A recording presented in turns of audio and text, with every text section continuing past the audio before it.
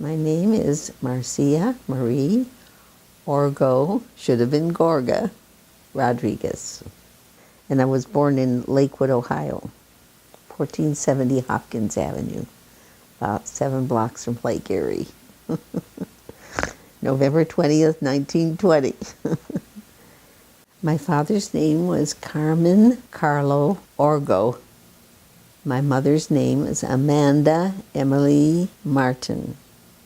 She got a job as a legal secretary in this office, and there was this young law clerk. And so that's how they met. I had 3 older brothers, Carmen, Richard, and Robert.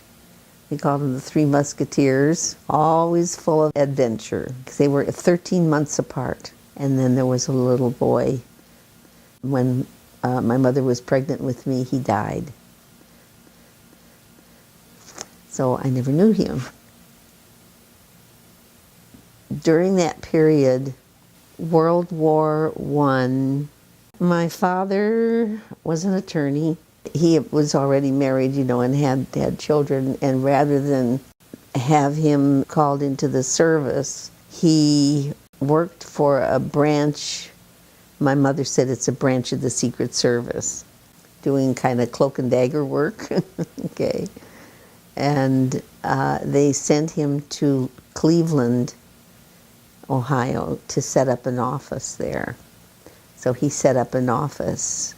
And I know there was a radio store, and I think it must have been a front to do, Secret Service work.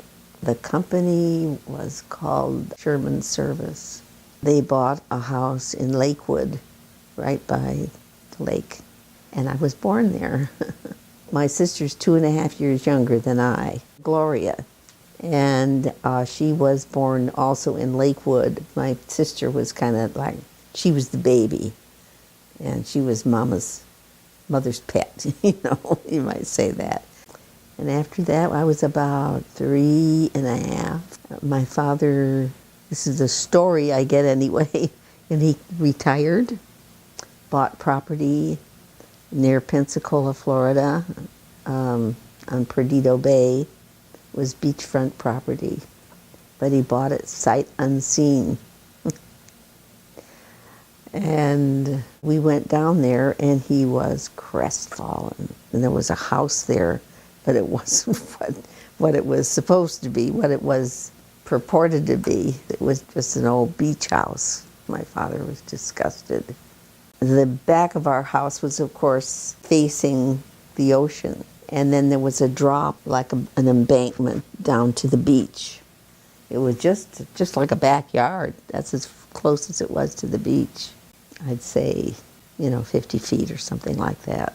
I don't remember a whole lot about it. We just ran around and had fun. So that's where we lived for a couple of years. My father decided to leave and go to California and work for the movie studios.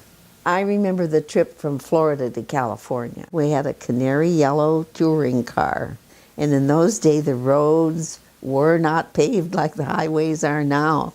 There were a lot of roads being constructed, lots of gravel and dirt roads, and a lot of the areas were like this, because they hadn't been all leveled out. So we loved that. Oh, Daddy, go faster. Whee! I just love it when he'd go up and down the bumps. There weren't, nice places to stay. Some of the places were horrible with that many children besides. I remember one time we needed some milk, and they stopped by this farm. They had goat milk. We all went, ooh.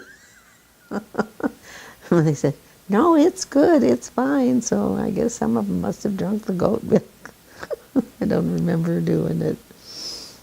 And so we lived in Hollywood. My father, he got a job working as a scenario writer. And he liked to write short stories. My mother, she was an actress. She loved the theater. She was also a musician. She played and sang. She had a beautiful soprano voice. Real pretty, very youthful voice. I was 5, went to first grade. In those days, you could go to school earlier, and I was mature enough. And I was just in school 1 year, and my father said, "We're getting out of here, going back home to Chicago." His family was in Chicago, and so was my mother's family. By the time we got there, I was 6 and a half. So I started in second grade. The relatives there, had never met me. I'd never met them. And they didn't know how to pronounce my name in that part of the country. Marcia was pronounced Marcia. So that's what they started to call me. And the Depression came along. It affected everyone. Everyone was uncertain of their livelihood. People who had owned companies and who were, wealthy were jumping out of skyscrapers or, big buildings, committing suicide because they lost everything. But my father always was very resourceful, and he always found what he needed to do to support the family. Whatever he was involved in, whatever company, whatever group he was in, he was always asked to be the spokesman and the organizer because he was very good with people. He was very considerate and fair, very good communicating with people, being understanding and gracious and listening. He's a great listener. The thing, I think, if we want to put my mother and father together, is that they were real friends. They supported each other just 100%. He was always admiring and, bragging about her, and vice versa. She was always so proud of him and his accomplishments. And that was nice to see. And I don't think I appreciated it because it was just so normal. Some things were sad. Some things were funny, and there was a lot of movement, that's rather disconcerting in some ways, moving from one place to another. And a lot of feeling of uncertainty, and children need roots. And they tried to provide those roots and the feeling of having roots. Anyway, I just had loving parents.